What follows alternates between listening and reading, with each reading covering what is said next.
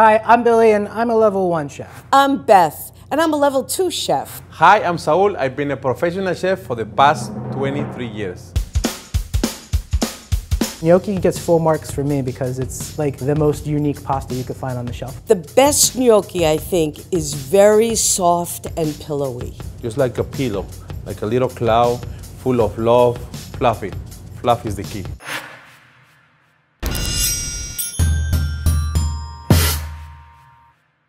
The most important part of making a gnocchi, it's the potato. Store-bought gnocchi, I think it's a no-no. I am using store-bought gnocchi. It's fine. There's more important things that you could spend your time and energy on. Let the experts make the gnocchi. So preparing my gnocchi is pretty simple. If you could stick with me on this one. You have to take the package, right? And then you open it and you take the gnocchi out. I'm gonna be making my gnocchi out of roasted potatoes. But I'm also gonna add a little bit of sweet potato. It's okay for you to give a little twist. Otherwise, it's not me. So the first thing I'm going to do is I'm going to wash my russet potatoes and then I'm going to pierce them with a knife. Just a little bit of salt. Let's put this potato to sleep. The reason why I'm doing this is because the salt will suck all the moist out of it. The more moist your potato is, the more flour you're going to need. And if you add more flour, they won't be as fluffy. A little aggressive, but fun. So now I'm gonna bake this at 420 for hour and 50 minutes. I'm gonna put them right on the middle rack of a 425-degree oven for about 45 minutes to the oven. Into the bowl, out of the package. Everybody looks nice and discreet. Nobody's sticking together. They look perfecto, little warm. What I like to do is cut them in half while they're hot. I don't peel them when they're hot. I don't want to burn my hands. Just gonna let them cool a couple of minutes and then I'm gonna scoop them out. Now this, we're just gonna squeeze it. Look how easily. To make a fluffy gnocchi, you need a razor. If you have chunks like this, you're gonna have to smash the crap out of them and you're gonna have a no fluffy gnocchi. So that's the reason why I'm using a razor, because it makes my life easier. Oh my goodness! You do this because you love somebody. That's why you do this. So listen, this is a very important part. Working the dough. We don't want to overwork the dough. I'm gonna make a little hole. Just gonna beat up these 2 eggs. I'm gonna pour it right over the potatoes. And I'm not gonna mix it hard with my hands. Just gonna use this scraper to kind of get everything all mixed together. Now I'm going to sift the flour right on top of the potatoes. This is 00 flour. 00 flour is finer than all-purpose flour. We're gonna be adding semolina as we go. It's a high-quality flour. It has like a nutty flavor. I'm looking for everything to be combined. I don't want to see large patches of flour. Look at this. Look at this. It's just like making a masa, playing with dough. What's better than that? Everything looks pretty well combined to me, so I'm gonna form this into a loaf. Now what I'm gonna do is I'm just going to cut pieces off and roll the gnocchi. We're not doing a regular gnocchi. What we're doing right now is stuffed gnocchi. This is what's gonna get a little tricky, because remember, I'm a professional and I like to complicate my life. I'm making the gnocchi shell. Now this is very delicate. It's like making cookies, potato cookies. You want the pieces to be about 1 inch. You don't really have to put ridges on your gnocchi, but then they don't look like gnocchi. I like the ridges. I don't have anything fancy. Just use the back of the fork, and there's your ridge. But not done yet. There's more. I'm gonna put a little bit of taleggio, which is creamy and funky. I love the funkiness of this cheese, and mozzarella. This is where I wish my kids were here, so they can do all the gnocchi. So we're gonna do this 300 times. And this is why you pay so much money in the restaurants. This is a weekend meal because it's a little time consuming, but it's absolutely worth it. I like making this weeknights. Most recently, I made this when my mom came over. I kind of wanted to show that, like, yeah, I'm doing fine. Got my own kitchen, making gnocchi. You don't have to worry about me anymore. We've got a pretty full tray of gnocchi. And 6 hours later, 14 pieces of gnocchi. time to make the pesto sauce. The gnocchi I'm making today, I call it a ballpark gnocchi. Basically, it's taking all those great flavors of a sausage and pepper hero and transposing them onto gnocchi. So I'm gonna prep the peppers and onions. Gonna slice them kind of thin, not so thin that they dissolve into nothing by the time they're done being cooked, but not so thick that they're still crunchy by the time they get out of the oven. You want them to give like the squishy hero that I'm trying to approximate. What do you think? Not bad, right? So we are slicing these onions, you know, as thin as I can as a layman. You get these guys and they're like, hey, I'm gonna be bleeding all over the place. You kidding me? I liked that one scene in the unnamed Disney movie about the rat chef. This has always stuck with me. She's like, you have to keep your arms tight. Keep your hands close so that you don't cut yourself. Ever since I saw that cartoon, I keep my arms nice and tight. And that, friends, is the majority of my culinary education. The garlic, we're gonna crush. In you go. This pesto sauce is special because I'm going to use pistachios instead of pine nuts, and I'm also going to use arugula. First thing I do is take a nice handful of arugula, nice bunch of basil, in go the pistachios. I want 3 cloves of garlic. I like it garlicky. I'm going to do the zest and the juice of 1 whole lemon. There we go. That lemon was fighting with me, but I won. Kosher salt, nice fresh ground pepper, pecorino romano cheese, and don't be stingy. What I want to do now is just grind everything up. And then I'm going to pour in the oil until I get my sauce. I'm making a sauce inspired by spring. I want to keep this sauce light and very flavorful. To start making my sauce, I'm gonna prep all my vegetables. Porcini to me is the king of the mushrooms. Look at this beauty. Don't you want to see this on your plate? I want to see this on my plate.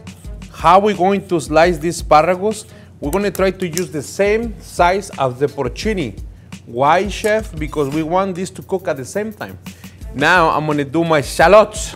I don't think they're as strong as a regular onion. They're more delicate. Plus, shallots are beautiful and they're just like me. Cute and sweeter. Well, sometimes. If it's a Friday night, I'm not sweet at all. I'm more like a jalapeno. Now, one more best part of spring, ramps. Ramps is basically an onion with a garlic paste. So we're just gonna cut this in half, and that's it. I think we're gonna leave this like that. Tell me that this doesn't look pretty already.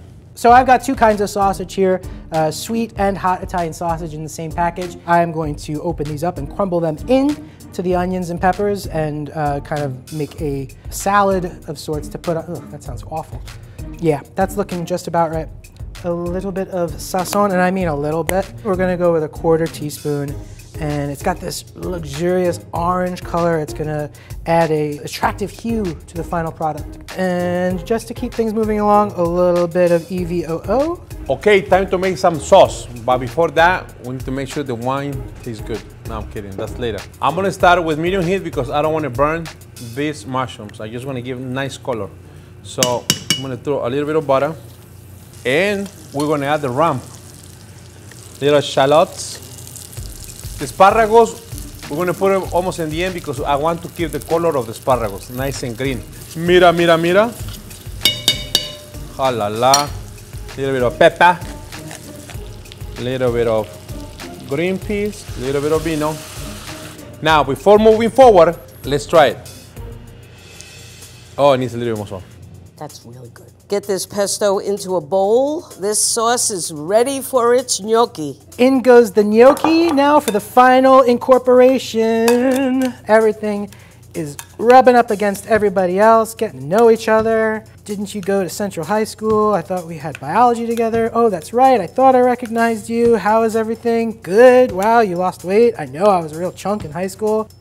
Anyway. My sauce looks amazing. Let's get the gnocchi in. Everything is ready to go in this bowl. The idea is to spread it into an even layer on the pan and let it sizzle up and cook in the oven. I'm gonna just give that a generous cracking of fresh black pepper. And we got some red pepper here as well. I'm gonna put that on. It's so nice. Reds and yellows and blacks. I'm gonna pop it all into an oven that's heated up to 450. Let it go for about 10, 15 minutes. Time to cook the gnocchi. My water is boiling. Good handful of kosher salt. I'm gonna season my water, just a little bit of salt. I'm gonna put some of my pesto into a smaller container.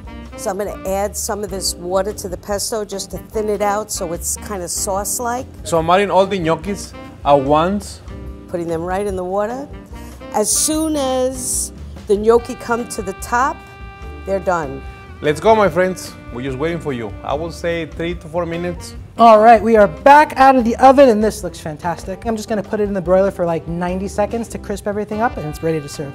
They're starting to dance in the water. They just jump right up. I'm done, I'm done. It's like watching my kids learn how to swim.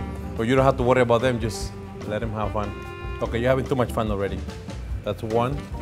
I'm gonna put a little of the sauce in the bottom of the dish. Fish them out gently. My house, this is one serving. Now we're just cooking in the sauce. I want every single gnocchi to have the same amount of love, AKA butter. This is exactly what the concourse at Yankee Stadium smells like when you're walking up to the Sausage and Peppers Pagoda. Perfect. Literally salivating smelling this. Like Pavlov. Or no, the dogs, because Pavlov ran the experiment. Now it's time to plate. You might notice that this dish kind of looks all thrown together, so you don't have to be too considerate about the plating. Isn't that nice? There we go. That looks like a hearty helping. And now we'll get some sauce right on the top. A little sprinkle of Pecorino Romano makes everything better. Let's get our hands dirty. This beautiful ramp, I'm gonna make a bed of vegetables so my gnocchis can take a nap.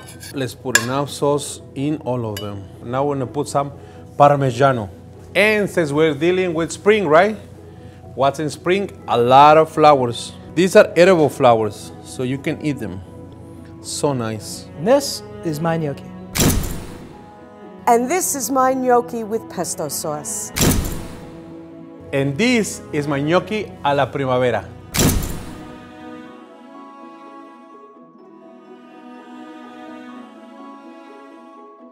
The onions are caramelized, peppers are colorful but soft. Looks delicious. I can't wait to taste it. It looks like spring. It looks like the cold days are over and we're ready for the hot days. Dun, dun, dun, dun, dun, dun, dun. Yes, yes. The gnocchi tastes like sausage and peppers. You understand how great that is? Each gnocchi, separate, light, and lovely. It literally melts in your mouth. You don't have to chew it at all. Delicious. The gnocchi himself is nice and fluffy, like me. Sweet potato at that level of sweetness, but without being too sweet. Now I know why I'm being called a professional. I know it's not the prettiest, I know it's not the fanciest, and certainly not the most homemade. But gosh darn it, if it doesn't taste delicious. Gnocchi are a savory cross between pasta and dumplings, with potato as the main ingredient. Let's see how each of our three chefs made theirs. Billy used commercial pre-made gnocchi. They contain potato starch, which has mono and diglycerides added to emulsify or hold together the other ingredients like mashed potatoes and wheat flour. They also include potassium sorbate, a preservative that extends shelf life and reduces molding.